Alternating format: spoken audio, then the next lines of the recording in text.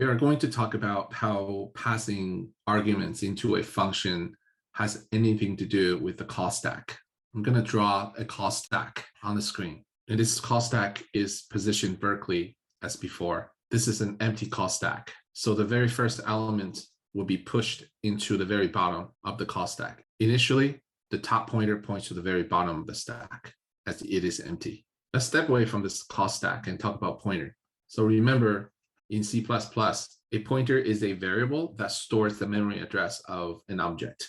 Pointers are used extensively, right, in both C, C++ for three main purposes. One, to allocate new objects on the heap. Two, to pass functions to other functions. Three, to iterate over elements in arrays or other data structures. So we're going to see that over again. Let's talk about pointer. This is the memory cloud inside your computer, and your pointer may be occupying this particular space. And since pointer is an object at runtime, it itself has its own memory address and a size on the stack. So if you look at this entire block occupied this pointer, the size of this pointer could be ascertained by way of size of and whatever this pointer is. Let's say PTR. On a 64-bit computer, it usually leads to 8 bytes. And this pointer, by virtue of sitting inside this memory, also has its own memory address. And let's say this memory address is 0 times FA2. So there is a lot of information about a pointer.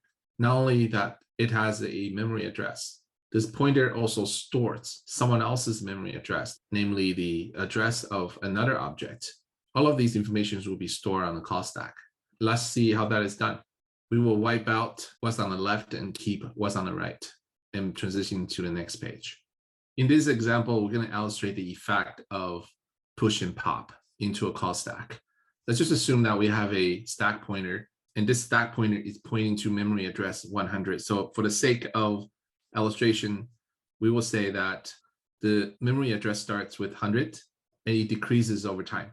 As you can see here, it starts from 100 to 0. 100 being on the bottom of your call stack, which is the very first element. The second element will be at memory address 99, so on and so forth. There is a total of 101 elements inside this call stack. Remember, your very first top points to on the bottom, which is at 100. And this call stack that I draw on the screen is analogous to what I have on the left. As soon as you add a number 4 into the stack, we're pushing a value of 4 to it. This causes the top pointer to move up, namely top now points to memory address 99.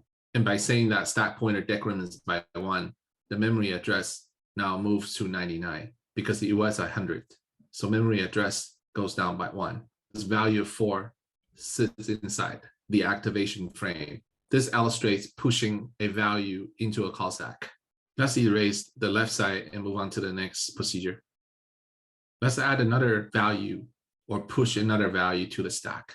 In this case, we will push a value of 33 to the stack. In so doing, our top now points to the memory address of 98, as illustrated on the left here. Let's move on to the next step. In this example, we're going to remove number 33 from the stack. And notice that top now points to address 98 with a value of 33. So what we need to do is to remove 33, which means popping 33 off of the stack, as is illustrated here. The value of 33 remains in memory address 98. What does that mean? Well, that tells us a couple of things. One is your program is not going to actively pop a value off of the stack. Popping a value off of the stack simply means moving your top pointer back to where it was. Now, because your call stack maintains the address of each activation frame, your top pointer only needs to move up and down depending on whether you're pushing the value into it.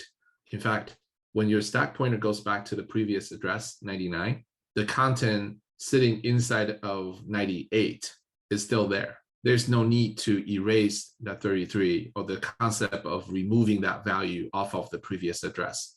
Now we know how activation frame and call stack works mechanically. In the next example, we're going to illustrate a code snippet and how call stack works with respect to passing arguments into a function in that code snippet.